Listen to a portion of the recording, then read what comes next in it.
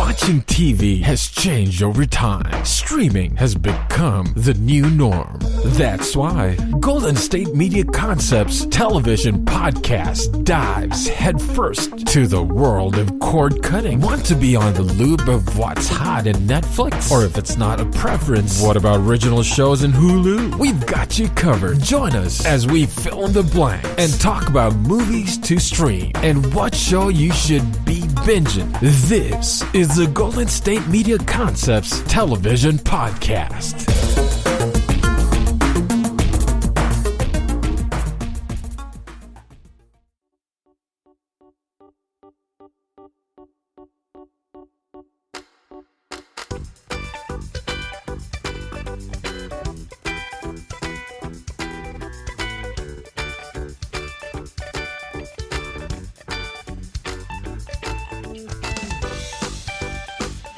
Hello and welcome, everyone. Yes, thank you. Thank you very much. And welcome to the GSMC television podcast.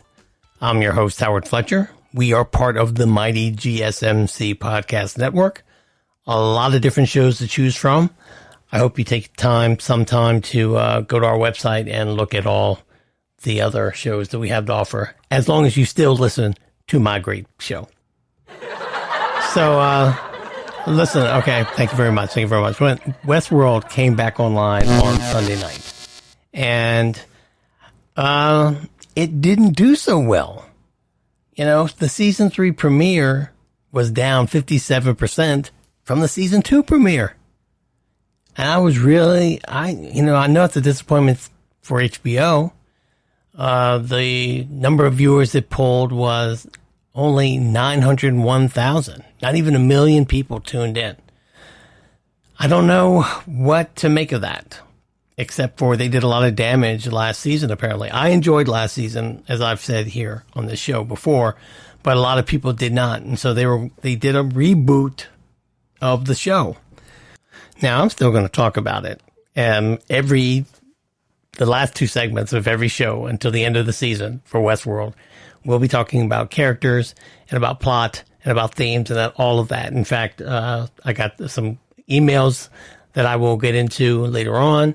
And, so apparently I'm pulling in at least a few of the 901,000 people who watched the Westworld premiere. I am just very disappointed about that.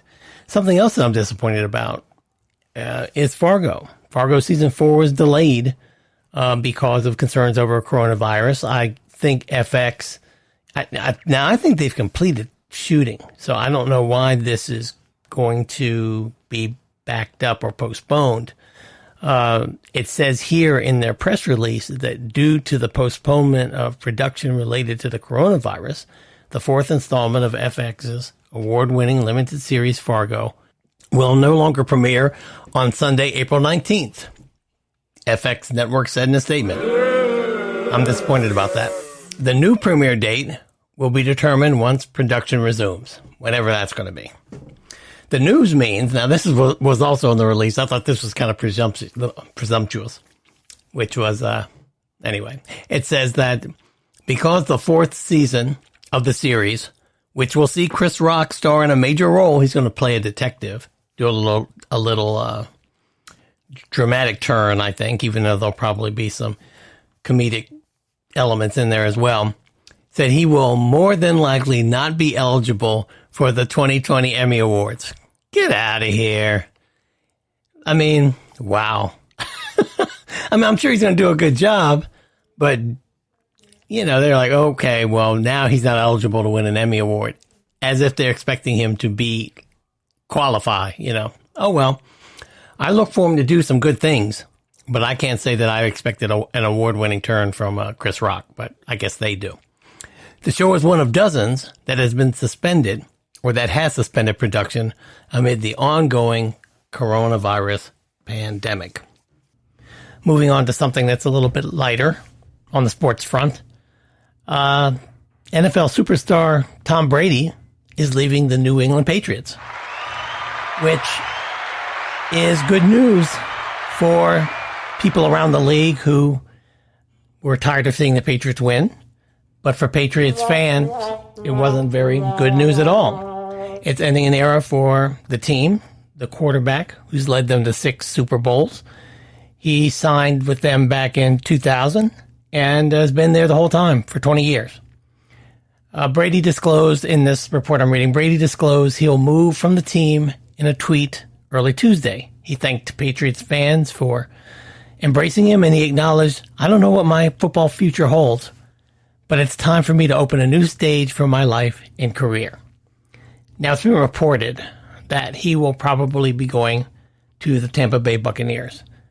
So I can tell him that the new stage he'll probably be opening in his life and career is going to be a stage of losing. But we'll see how that goes. You know, he should be a winner. But I'm bringing this up on the television podcast because quarterbacks in the NFL drive ratings. So whatever team he goes to, they're going to be on in prime time. There's no doubt about that. New England fans are going to watch Tom Brady because they're curious to see how he's going to do. And people who hate Tom Brady are going to want to root against him doing well somewhere else. So that's going to drive the programming for the NFL moving forward. Moving over to the CW. There was an accident on the Batwoman set on March 11th. Now, I've mentioned that I do like the show Batwoman. I think they've done a good job. It's not a flawless show. It's not a perfect show, and I'm not necessarily recommending you watch it unless you're a comic book head like me. But they've done a really good job on that show. At least I like it. And unfortunately, a production assistant was left paralyzed from an accident that happened on the set. Amanda Smith, she's 30. She was working below the Georgia Viaduct in Vancouver. They do the filming for Batwoman, mostly in Canada. There are a lot of great Canadian television productions that you can find on Netflix and on Amazon Prime. That's where I see most of them. They're probably on all the streaming services. Wasn't familiar with Canadian television before the streaming services came out, before Netflix really started featuring some of their shows. And I'm really impressed with them. Anyway, she was under a lift, and the bucket of the lift lowered onto her head, according to a GoFundMe page that they've set up for Smith. She had surgery on her back. They are hoping that it will eventually heal. Right now, though, she has no feeling on her lower extremities. I'm bringing this up not because I already have a bunch of bad news because of all these shutdowns, and I'm not bringing this up to tell you some more. I'm going to keep an eye on this because these types of incidents sometimes shut down a show. And some could say rightfully so if this was a negligent situation and not just an accident. I remember HBO had a show called Luck that was about the horse racing industry. A horse was injured during the filming, killed. Well, they had to put it down during the filming of Luck. And as a result, they had to end the series, which is too bad. It was a great series. It had Dustin Hoffman in it, Dennis Farina, who else was in that thing? Carrie Condon. Carrie Condon is, if you watch Better Call Saul, she plays Mike Ehrmantraud's daughter-in-law. She's an Irish actress. I think she's really good. Anyway, well, I'm bringing this up because I'm going to keep my eye on this, and I hope that Batwoman doesn't, I almost said Batgirl. I hope Batwoman does not get canceled because of this unfortunate accident. And we wish Amanda Smith a speedy recovery. And to end the segment with just all this great news, we're going to talk about the Olympics, because the Olympics is set to move out of its regular summer slot to next year, till 2021. That's the fix that they're thinking of, because it just wouldn't make sense to have the Olympics now with all those different countries coming to one spot. NBC Universal owns the right to the Olympics, and that would be really bad for them if that happened. They were set to launch their Peacock platform, which is going to be their streaming service, which is just like CBS's streaming service, where you get to pay for extra content. And I'm sure they were going to have some extra Olympics content on there.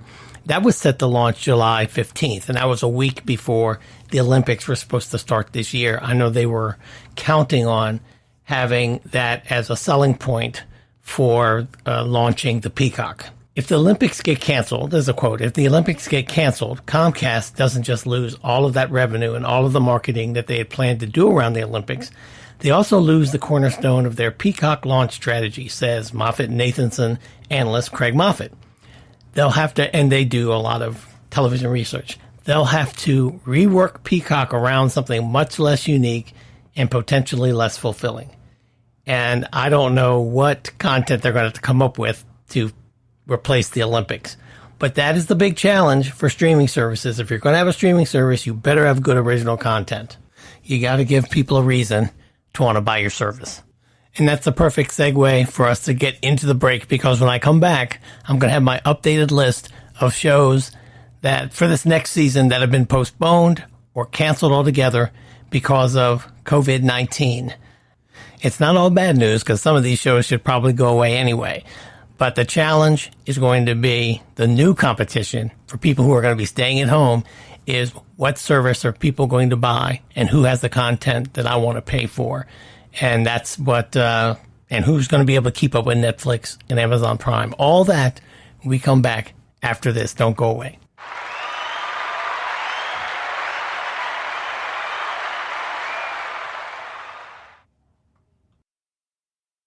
Want to know the latest and hottest music hitting the airwaves? Don't be left out. Listen to the Golden State Media Concepts Music Podcast. Keith keeps you on the loop with everything you need to know from pop, rock, hip-hop, and the top 40. And we'll throw in news of your favorite artists, concert and tour dates, and so much more. Listen no further, because this is the gold standard in music podcast.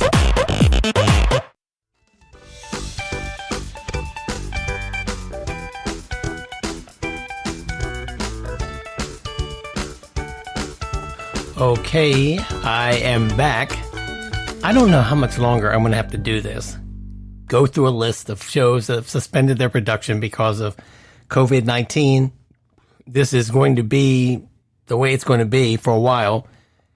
In my mind, there are a finite number of shows, so I can't understand why in the world I'm still getting a list. But with every list, I see shows that I didn't say before. So there is a lot of content out there.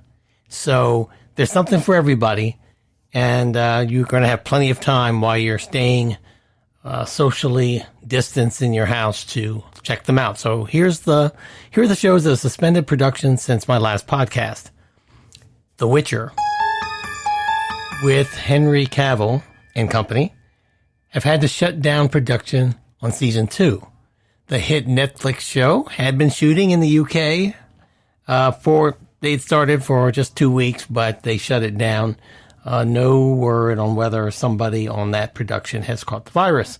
The Handmaid's Tale, the Hulu show, which was in production for its 4th season, shut down and will resume, quote, as soon as it's safe to do so. Now, wow, I don't know when we're going to know when that is.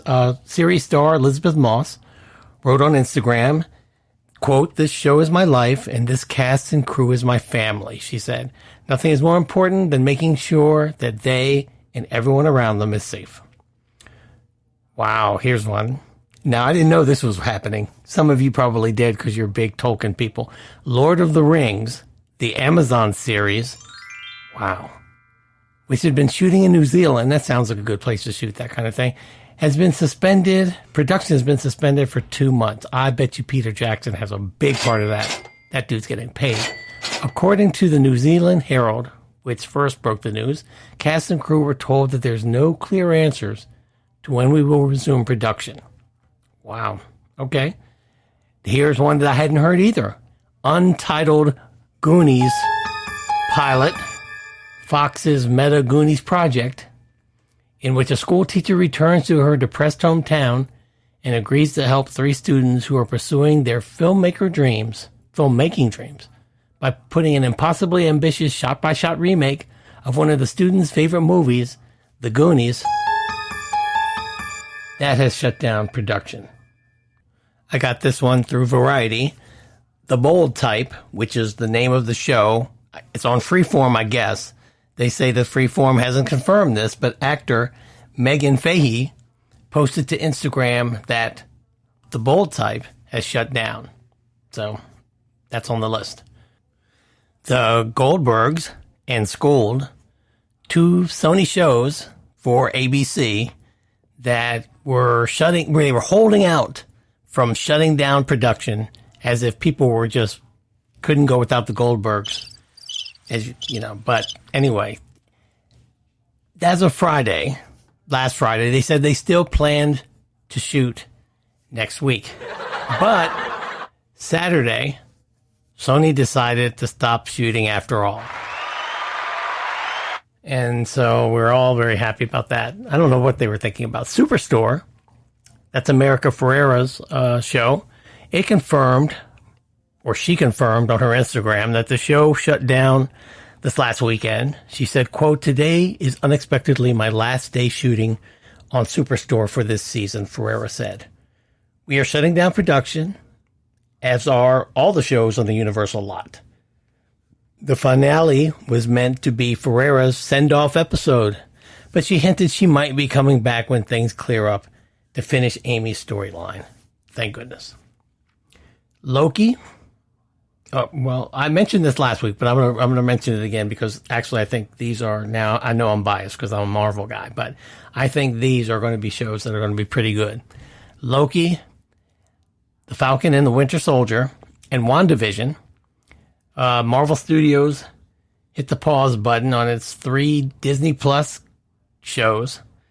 Pre-production, on the other hand, will continue remotely, according to the sources. Again, like I said last week, I'm sure that's because most of that show, or a good deal of that show, is special effects and CGI, and you don't have to be in close quarters with people because it's coming from a computer. So hopefully those shows can get on the air. Peaky Blinders, which I watched the first 3 seasons and I just sort of took a pause. I know there are people that are hardcore Peaky Blinders fans still. Apparently, it's still one of the most popular shows in the UK. And it's still one of the most popular shows on Netflix, too. But it got boring to me. They shut down or postponed their production. That's not surprising, considering what's going on over in Europe. Now, these are 2 shows that they weren't on my screen, but I never watched the show they're spin-offs from. Power Book 2, Ghost, and Power Book 3, Raising Kanan. The 2 Power spin-offs have powered down their productions for the time being. Queen of the South, the 3rd season of the USA crime drama, has been suspended for 3 weeks. Empire, the final season,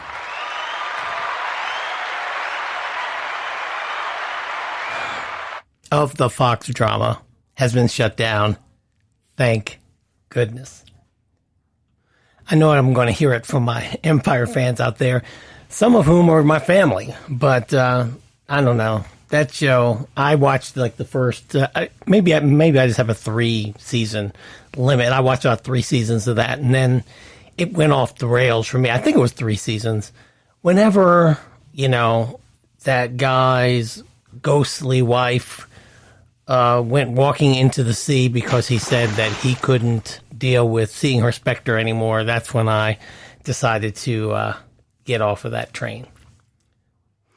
Pose, yes. The FX show that has halted production. American Wife, Season 4 of the ABC sitcom, will return to production at a later date, I guess when everybody thinks it's safe. Big Shot, starring John Stamos. John Stamos and Rob Lowe, they must have the best agents in Hollywood because they never go away. They're always employed. They are like the cockroaches of American television. I mean that in the best way. Much respect. The Resident, which is the Fox medical drama that's, almost finished its 3rd season, which is surprising to me. I've never seen the show, so not surprising because it's of bad quality. I just didn't realize it had been on the air that long. They had to stop, and I'm sure they might just abbreviate the 3rd season and maybe have a longer fourth season. And I think a lot of shows that were right about to end their production on their current season may go ahead and just stop it altogether and take it up next season. You ever wondered when the appropriate time to release a movie on video on demand from the theaters is? I mean, there was a time that when a movie left the theaters, there was a considerable dark period before you could see that movie again anywhere.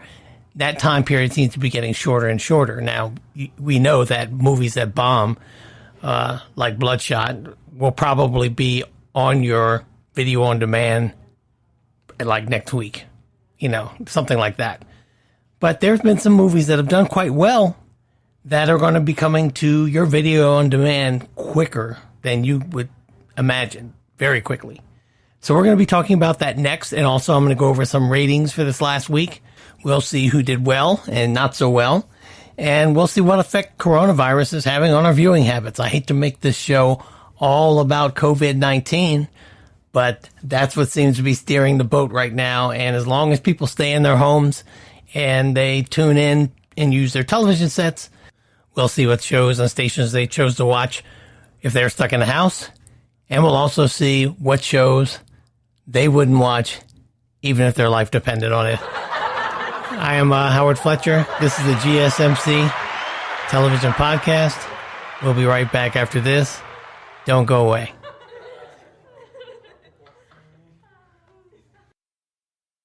Tired of searching the vast jungle of podcasts? Now listen close and hear this out. There's a podcast network that covers just about everything that you've been searching. Hey! The Golden State Media Concepts Podcast Network is here. Nothing less than a podcast bliss with endless hours of podcast coverage. From news, sports, music, fashion, cooking, entertainment, fantasy, football, and so much more. So stop lurking around and go straight out to the Golden State Media Concepts Podcast Network. Guaranteed to fill that podcast itch. Whatever it may be. Visit us at www.gsmcpodcast.com. Follow us on Facebook and Twitter, and download us on iTunes, SoundCloud, and Google Play.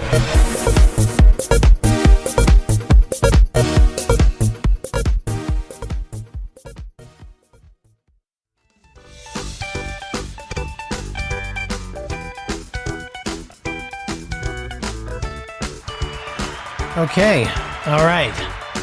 I am back. And here we are back on the coronavirus television show.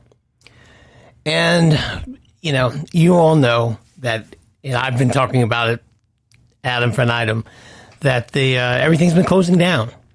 And this week has been something to live through. I've been around probably a lot longer than a lot of the people listening to the show. I have never seen anything like this in my lifetime of things shutting down. And one of the things that really shocked me is that the theaters, not individual theater chains like AMC and Regal shut down. Some gave a date till like the end of the month. AMC said they were going to stay closed for 6 to 12 weeks.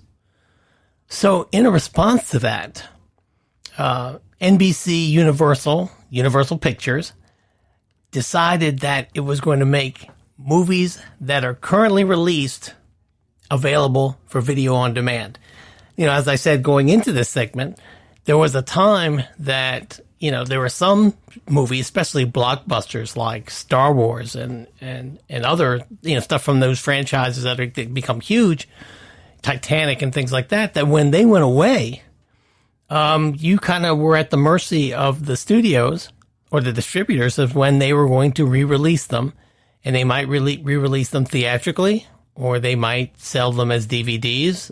Disney was notorious at holding people hostage to their children. They would release something like, Bambi or some great, animated feature that does real well, The Little Mermaid and that type of thing, and they would just hold on to it and then re-release it and make a bunch more money again.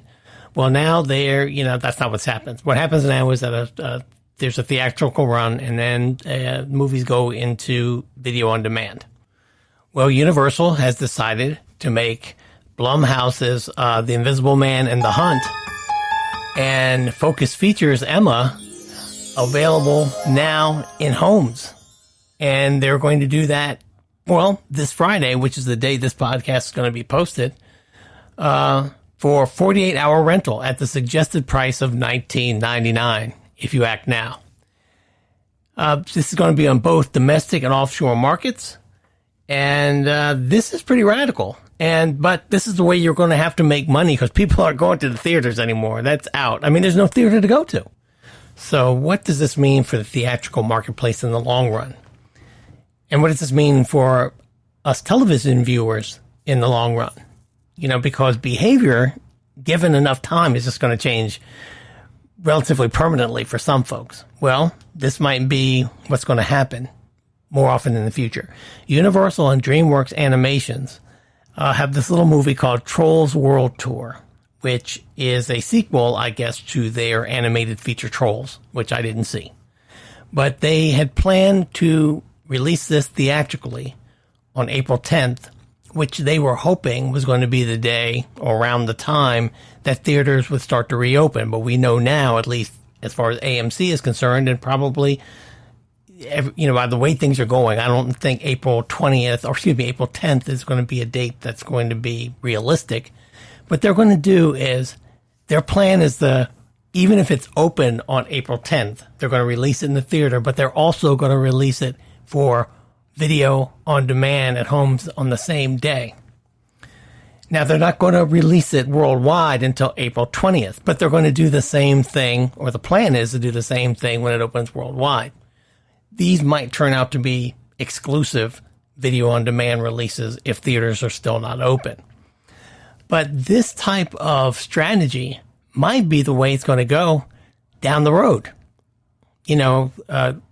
To take The Irishman, for an example, Martin Scorsese did release The Irishman in limited release a few weeks before Netflix started airing it, on demand. But this might be just the way it goes. I mean, there are some movies that look better on a big screen, and some people will choose to watch on a big screen, but there's going to be some people that aren't going to go to movie theaters anymore. I know some people in my life who, and I'm not one of them, I love movie theaters. However, I have a friend who had a bad experience at a 5-star hotel with bed bugs. And as a result, she will not go to movie theaters that have upholstered seats, which is almost like every movie theater in America. She just won't go. So, if behavior is the same for virus, which I'm sure it is because not everybody gets bed bugs, but everybody had been affected by this, just attendance is going to be down in the theater. So this is probably going to be the way it goes. Now, the rest of the story is that Trolls World Tour, it's already opened in Singapore and Malaysia. And it opened to a weekend of $200,000. So this little experiment, they're not exactly experimenting with the next Star Wars film. Okay, they just said, well, look, this film's a bomb anyway. Let's see if we can just do it like this. But I believe that this is going to be something that's going to be just the norm from now on. Either you go see a movie in the theater or you go see it on TV, but you can do it at the same time. All right, let's talk about some TV ratings from last week, about a few shows. Now again, I told you all I'm going to keep it real. I mean, these are shows that, one of the shows, which is a big show I don't watch, okay? The Voice won its first head-to-head matchup with American Idol on Monday. Now, The Voice has been on, they've been on different time slots, but this was the first head-to-head for this season. And The Voice pretty much crushed American Idol. The Voice posted a 1.8 rating among the 18 and 49 demographic. Now, when they talk about crushing, that's the demographic they want. They want 18 to 49. It didn't matter if American Idol got every person who was 60 years old and older on the planet to watch them at the same time. The Voice, they would still want that other demographic. So that ended up to being 9.87 million viewers. That's on the same day live that watched it. American Idol, to give you an example, the rating system, it scored a 1.2, but that means that turns out to be 6.29 million viewers. So about 50% more people, 18 to 49, chose to watch The Voice rather than American Idol. That's kind of bad for a show that's paying Katy Perry, I'm sure, ridiculous money. So how did these commercial stations do last week for primetime viewing? This is how they decide who can charge the most for advertising time. So it's really important. Now, the stations on this list are not going to include any of the basic cable stations that I tend to talk about most on this show: FX, USA, AMC, and the rest, Nat Geo, and none of those, ESPN. These are going to be, if you had a terrestrial television set with an antenna with aluminum foil wrapped around it, these are the stations that you would get. Now, I'll just go from bottom to one first. Not that you all are on the edge of your seats about this. In last place is the CW. Now, as ratings, for ratings, there's a point system. And I'm not going to give you that point system because it really makes no difference. Let me just say that that as far as the point system is concerned, the CW, there are 3 stations that are in the negative. And they are going from 7 to 5 on this list of 7. The CW, Telemundo, and Univision. Now, I'm not quite sure if that system is, for Telemundo and Univision, is weighted fairly because they are Spanish-speaking stations. And most Americans, like myself, are unilingual, monolingual, can barely mutter English correctly ourselves, let alone Spanish. So we don't watch those shows. Although I do have some just English-speaking friends who watch Telemundo for the soap operas because they like the women. But those are only friends. Lord knows I would never do anything like that. Number 4 is CBS. Number 3 is Fox. Number 2 is ABC. And number 1 is NBC, leading with primetime adults in 18 to 49 with a 1.4 rating, which doesn't seem like it's high, but it's supposed to be pretty good. So that's it this week on my report on cable broadcast television. So for the rest of the show, I won't be talking about COVID. Yeah, you're right. You're welcome. I'm not going to talk about that. I'm going to be talking about 2 shows that debuted on HBO last weekend. The Plot Against America and, yeah, it's Westworld. Don't go away.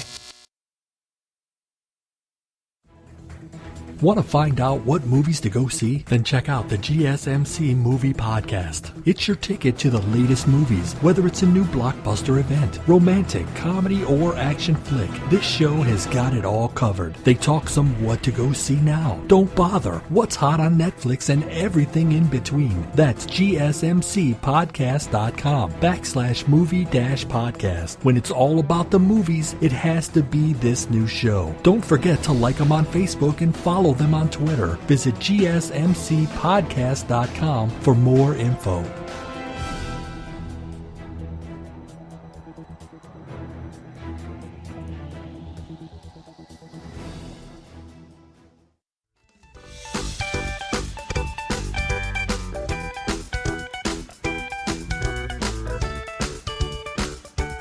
All right, I am back.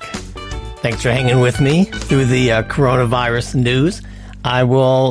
There's more stuff that's broken, so I might have to break my promise next segment. But right now, I want to talk about a new show, a new miniseries that has been airing, that started this last Sunday on HBO. It's called The Plot Against America. And I watched the first episode. I just wanted to give you my impressions about it. I also want to hear from you. Please email me at podcasthoward@gmail.com or tweet at FletchDC and let me know what you think about it. So anyway, The Plot Against America, it's a slow build drama. It's not fast paced. It has to do with an alternate American history. In some ways, it doesn't feel tremendously alternate, but you'll see. It's from David Simon, creator of The Wire, my man. and Ed Burns, who also works with them all the time. He was very instrumental on The Wire as well. And it's based on a novel of the same name it was written by Philip Roth in 2004. That's when it was published. Now, this thing takes place back in the late 40s, concentrates on 1940. That's when Franklin Roosevelt was running for re-election. It was right at the height of the United States getting involved in the Second World War against Nazi Germany. There are a lot of people who are pushing to go to war, and it imagines what it would be like if Roosevelt had run against Charles Lindbergh. Charles Lindbergh, for those of you who don't know, you should know, he was called Lucky Lindy. In 1927, he flew a single-engine plane from New York to Paris, and as a result, he became an American hero. So this is the plot that's developing in the plot against America. Well, all of this is done through the point of view of a family called the Levins. I'm not going to give up too many spoilers, but I want to set this up for those of you who might be interested in watching. The Levin family is Jewish. A lot of it comes from the point of view of Philip Levin, who is the youngest son. I believe he's probably about 12. I'm not quite sure how old he's supposed to be, but he's played by this actor, Ozzy Robertson, who is, he apparently was in Marriage Story. He was very good. He's great at looking very wide-eyed and worried as the adults around him unravel. And we see a lot of this through his eyes. He has an older brother, Sandy, and he's played by an actor called Caleb Malice. I've never seen either of these young actors before, but they're very good. And he starts getting persuaded to assimilate urban Jews into the Christian way of life, to turn into quote-unquote real Americans. His father, Herman, played by Morgan Spector, he's a very left-leaning gentleman, and he grows very angry at this America First, sound familiar, movement in America that is going on around him that he calls fascist. Herman has a nephew. It's his brother's son who died in the war, Alvin. And Alvin is quite angry. He wants to go kill Nazis in Europe, understandably, being Jewish. And he is very much against Lindbergh's pro-Third Reich foreign policy. Philip's aunt, Evelyn, played excellently by Winona Ryder. She becomes involved with a rabbi who's loyal to the Lindbergh administration, who is played by John Turturro, one of my favorite character actors. And that causes a rift in the family, as you can imagine. And Zoe Kazan is the sister of Winona Ryder, and she's the mother of the family, and she does a very good job, too. Anyway, all of these narratives are kind of mixed together in this terrible time. And what's going on during this terrible time? There's a surge of white nationalism. There's a rise in authoritarianism and a crackdown from law enforcement. I mean, there's a lot of police patrols. And there's a presiding fear that something even worse is coming unless we put America first. That sound kind of familiar to you? It probably should. Now, Roth wrote this in 2004, which is kind of interesting that he might have seen something coming down the pike. But anyway, in Lindbergh, Roth's America has found a celebrity president who has emboldened and empowered some of the worst people in the country. Does that sound familiar? Yeah, well, right about now, you're probably asking me, Howard, why in the world would I watch The Plot Against America? Just to be reminded about how divided our nation is right now. Doesn't sound like very good TV, and I understand. That was kind of my feeling going in. You know, I have a hesitance to spend a lot of time contemplating some of the worst elements of our society. You know, I don't like watching television just to stir up bad feelings. But Simon and Burns, in them I trust, because as they've done in the past, they find a graceful path through all of this grim material. You know, it reminds me of my attitude before I started watching The Wire. You know, having lived through the scourge of crack in D.C. and in the Baltimore areas, I am a Marylander, a native D.C. person, and I lived through all that. I asked myself, why would I want to watch a show that's built around that nightmare? of pain and crime. You know, why would I want to do that? But as those of you who have been listening to me for the past few weeks know, The Wire, I believe, is the best television show of all time. So how did that happen? Well, David Simon and Ed Burns, they have worked their magic again, that they worked on that scenario here, I believe. This show is part domestic drama and it's part political thriller. You know, it's an interesting mix of genres, you know, but it tells a story. Now, it's not their story. Obviously, Philip Roth wrote this. But if they told it, I didn't read the book. Let me put that out there as well. I didn't read the book. I know some people have read the book. My partner Jones read the book. She said it was quite disturbing, very good, but, you know, it was not like pleasure reading. But I get the impression that this could be a book that if it was handled in a different way, a story that if it was handled in a different way, it could be very hard to watch and very hurtful. And there are some very dramatic scenes. And I would imagine that it would be very tough. It's tough for me to watch as an American, but I'm not of Jewish descent. It's hard for me to watch 12 Years a Slave. And I saw that once. Fantastic movie. I will never watch that movie again. I would imagine that this would be a difficult movie to watch. It's not Schindler's List, but a very difficult movie to watch from somebody who is from the Jewish community. But it's a really great drama. What this show does best, though, it allows us to see, it encourages us to see, actually, the particulate humanity of any great modern civilization, whose warts are as ugly as its ideals are lofty. You know, it puts a mirror up to it and it lets us see it. There are some great performances here. It was nice to see Winona Ryder come out of that concerned mom, Eddie of Stranger Things, and see her do something with great range, which she does in this piece. Winona Ryder, I always have to say her name slowly because I just get all tangled up. She is, you know, to me, a lot like Malcolm McDowell. She never really became kind of like what I believe she had the potential to be, like an iconic type of actress. You know, Malcolm McDowell was great promise, you know, Clockwork Orange, fantastic. You can even find old articles about him where they called him the young Laurence Olivier, but it never really panned out that way for him for whatever reasons. And with Winona Ryder, same thing. But it's great when they get parts that they can really sink their teeth into. They do what they should, and they really perform. The Plot Against America is potent, nourishing television. It's a series that makes its points with an earnestness that doesn't preclude a sometimes necessary cynicism. It sees a way out of the ruinous presidency while taking pains to remind us that America will always be in trouble in this or any other reality.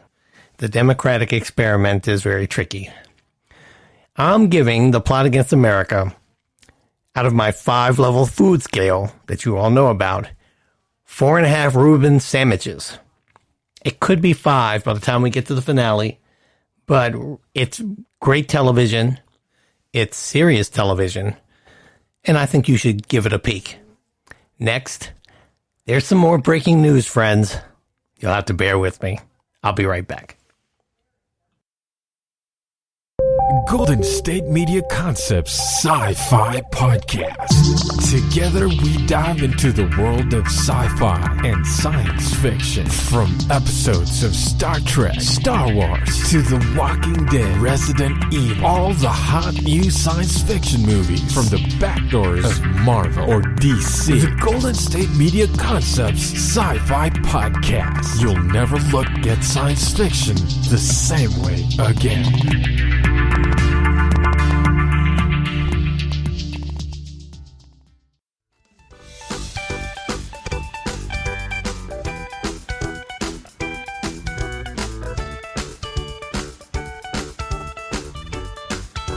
All right. How y'all doing? I am back. And yeah, there's more breaking news. The planned Friends reunion. Okay, I told you I would keep it real. I'm not a Friends guy. What did you say? I've seen maybe What did you say? one episode of Friends, and I couldn't watch anymore after I saw in the New York coffee shop nobody but people who look like Jennifer Aniston. Yes, sir. Anyway, I do anything. HBO Max which is going to be the pay streaming service from HBO. They were going to come out with a Friends reboot or reunion or whatever. They were going to, get all these 6 millionaires together and put them together and make another show. This show is the latest victim of the production shutdown caused by the coronavirus outbreak. Now, I got this from Variety. Variety has confirmed with sources that filming of its special has been delayed. It was due to film within the next week. Now, I have to say, it's probably going to be difficult to get all those folks together because they're, they do work and they are busy actors, and it's very hard to coordinate those people.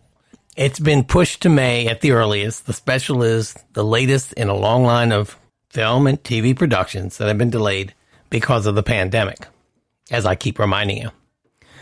Warner Brothers Television and HBO Max, who Variety tried to get some comment from, they declined to comment. The Friends reunion has been in the works for months, but it was officially announced in February. Jennifer Aniston, Courtney Cox, Lisa Kudrow, Matt LeBlanc, Matthew Perry, and David Schwimmer are all set to return for the unscripted reunion. So I guess they are so talented that they're going to improv it, which is set to film on the Friends soundstage. Or maybe this was just an interview. See, I'm learning along with you. It was meant to help launch HBO Max. So this is going to be the pull. This was supposed to be the honey for the bees to come for you guys to get HBO Max. Yes, sir. So you could see this live Friends reunion. The streamer set to be exclusive streaming home of all 10 seasons of Friends. So if you don't have HBO Max, you're not going to be able to stream Friends. What a sucker. Warner Media reportedly paid over $400 million for the rights to the series. Now, from what I understand about these actors who are in Friends, they all have points. In other words, any deal like this, they get paid. So let me take back what I just said. I imagine they'll be all coming back in May to film this very special event. It's going to film on the original Friends soundstage, which is stage 24 on the Warner Brothers studio lot in Burbank. Warner Media, I guess, will get their money's worth because Nielsen had previously reported that the show was one of the most watched on Netflix, though Netflix does not provide any viewership data. So how they found that out, I have no idea. More breaking news. Eurovision has been canceled. Now, I had no idea that Eurovision even existed until I went to Lithuania maybe about 15 years ago and went to a bar and everybody was watching this thing on television. Eurovision is a song contest. It's much like American Idol. In fact, it is American Idol. It just involves all of Europe instead of just America or the United States, actually. And it's mostly groups. I mean, there are individual vocalists, but they have a lot of musical groups, bands that are on Eurovision. It was supposed to take place in Rotterdam in May, but that's been canceled because of this whole coronavirus thing. Yeah. So the European Broadcasting Union and the city of Rotterdam are still set to continue the conversations, they say, about hosting the event in the Netherlands this time in 2021. So let's hope Eurovision can continue on. Remember what I said about Bloodshot? Well, I was right. Bloodshot had a terrible time at the box office. Here's a press release citing the unprecedented number of theater closings nationwide due to the coronavirus pandemic. Sony Pictures will release Vin Diesel's Bloodshot digitally months early on March 24th. That's why I'm talking about it on this TV podcast. The Valiant Comics adaptation will be available for digital purpose for $19.99 in the U.S. if you act right now, with all leading retailers of video on demand. International digital sales dates will be solidified in the coming days. Prior to the crisis, Most theatrical releases were not available in the home until roughly 90 days after they premiered in multiplexes, and they bombed. I added that. That wasn't on the release. Sony joins Universal and Warner Brothers in releasing films, including Birds of Prey. Now, Birds of Prey, unfortunately, they can't blame the coronavirus on their... Well, they didn't have a poor showing. They had an extremely average showing.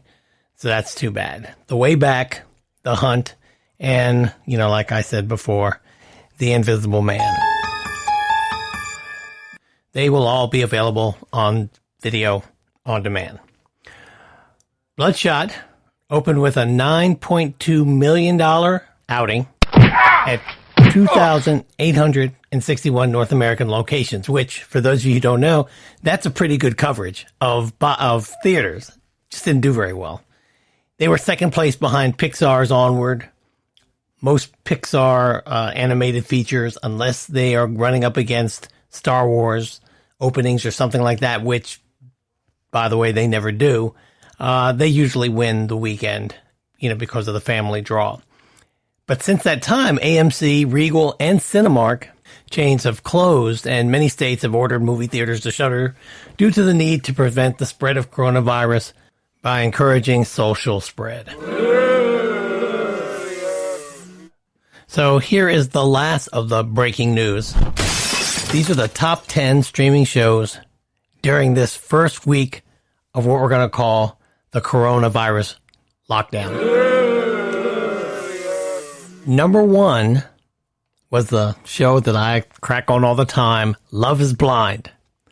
This probably comes as no surprise to many of you since it's number 1. Number 2 is a surprise again to me, The Trials of Gabriel Fernandez, which is described as a true crime documentary about the 2013 murder and abuse of Gabriel Fernandez, an 8-year-old boy. I pass on that. But I am in the minority there because it's number 2. Number 3 is Devs, the Hulu show, which I need to get to because I hear great things about it. Number 4 is HBO's Outsider, which I did watch. I did a review of it. I gave it 4 deep fried chicken wings, and that's high praise. Number 5 is Steven Universe Future. That's an animated limited series from Cartoon Network. Number 6 is Sex Education on Netflix. Number 7 is Hunters. Number 8 is Crash Landing on You.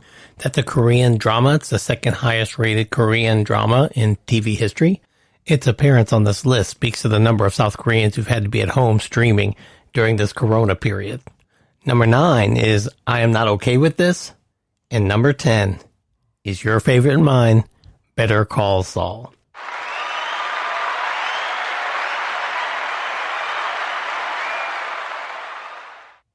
Next, I told you I was going to end every show with Westworld Season 3. And for this next segment, this last segment, I'm going to talk about Reddit theories since the season premiere that are on. Put on your tinfoil hats, and I'll be back. Don't you go away anywhere.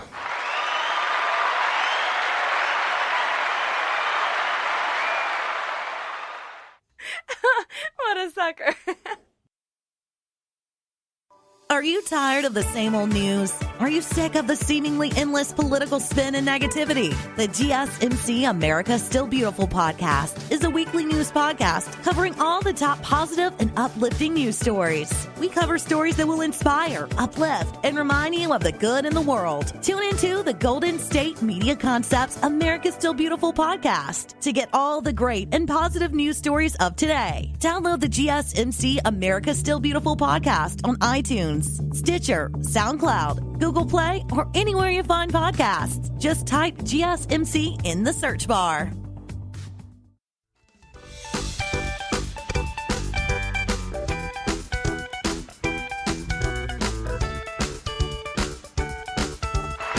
Okay, all right. I am back, and we are about to talk about Westworld. Now, what I did this past few days is went through Reddit. Very seldom do that, but I wanted to get the hot theories, or I picked 6 theories out, or 6 topics out. We're talking about on Reddit about Westworld. Some are theories, some are just some topics after episode 1. So I want to get right to it. Number one, do Rehoboam's, now I'm hoping I'm pronouncing that right. I don't think anyone knows how to pronounce that correctly right now. Do Rehoboam's biblical roots forecast a showdown? Now, the masterminds behind Westworld, Jonathan Nolan and Lisa Joy, in their writer's room, they've always had a weird fascination with etymology. There's a meaning in a name has never rung more true than some of the corporations and the characters on this show. But in season 3, the writers seem to have outdone themselves. The all-knowing AI currently running the human world, known as Rehoboam, is a successor to a previous system called Solomon, created by Liam's father, but both names have biblical ties. Solomon was a wealthy and wise king. He was, you've heard of the wisdom of Solomon, who joined the kingdoms of Judah and Israel under one rule, but he was punished by God for building false idols. When Rehoboam came into power, God took his revenge by splitting up Solomon's son's kingdom through rebellion.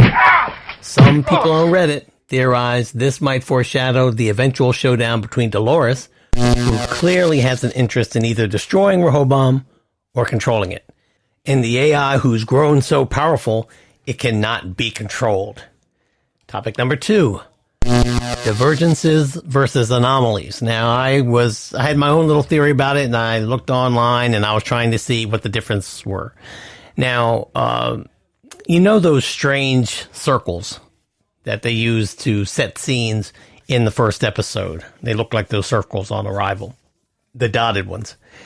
I think that's how Rehoboam looks at the world. I think that's its view of the world, or how it processes things happening in the world. Just before we meet Caleb's character, the system detects an anomaly in LA, while in China, Dolores' actions signal what's called a divergence.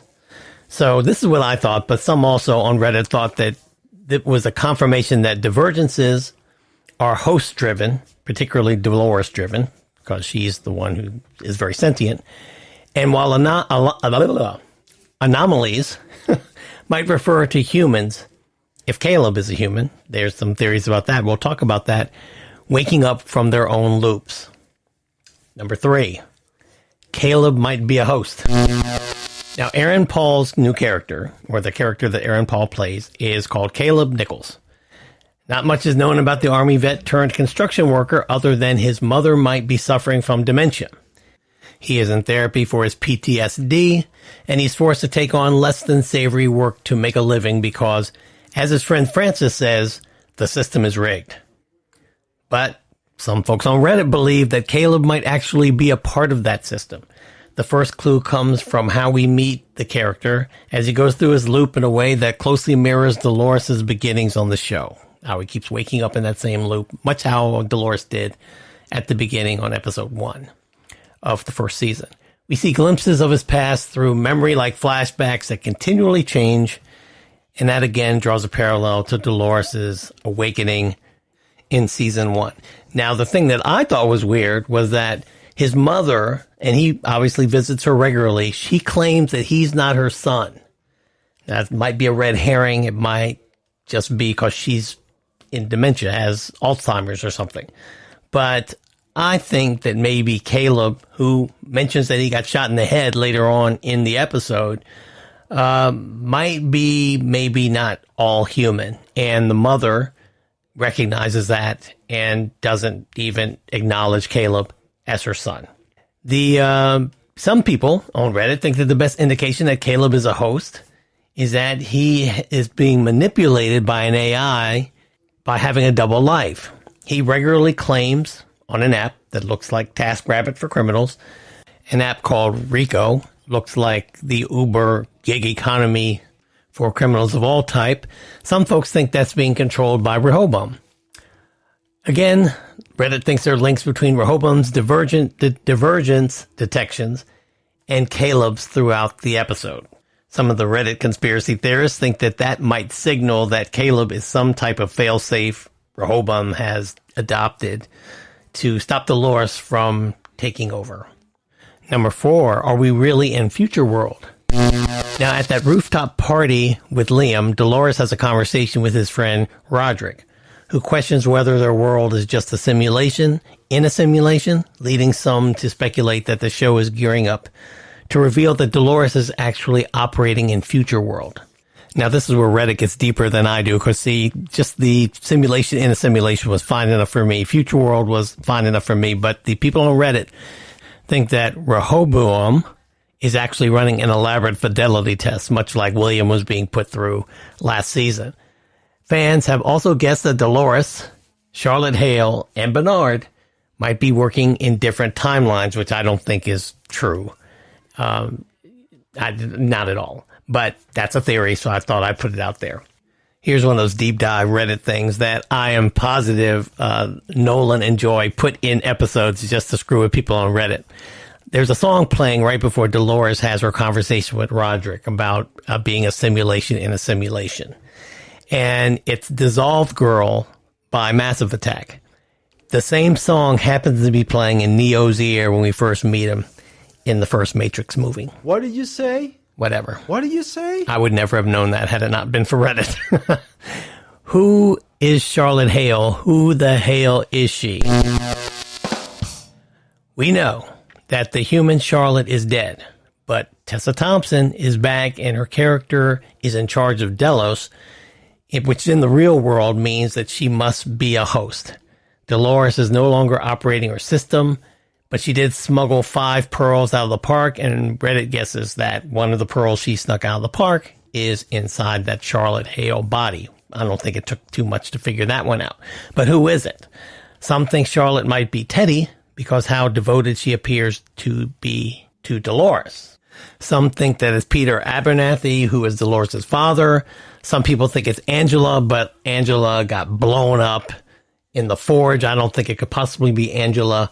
My long shot is that I think it's Arnold's consciousness that, or artificial consciousness, or however you want to say. I think it's Arnold that's in Charlotte Hale. And number 6, last but not least, what's Sherrock? What's his true form?